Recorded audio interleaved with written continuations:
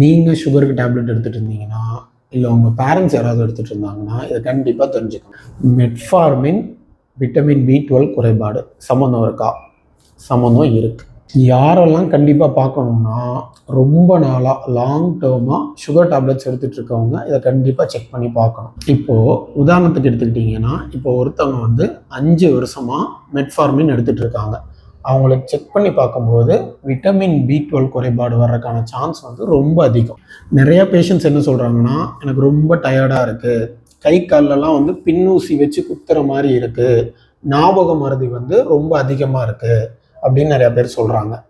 அவங்க ஹிஸ்ட்ரிலாம் எடுத்து பார்க்கும்போது லாங் டேர்மாக சுகர் டேப்லெட்ஸ் எடுத்துகிட்டு இருக்காங்க. பட் ஆனால் அவங்க சாப்பிட்ற உணவு முறையிலையோ இல்லை வந்து B12 சப்ளிமெண்டேஷன் டேப்லெட்ஸோ அவங்க ரொம்ப நாளாக எடுக்கவே இல்லை.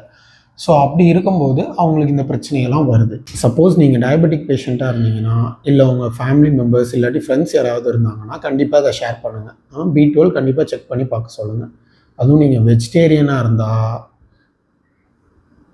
கண்டிப்பாக செக் பண்ணணும். ஓகே.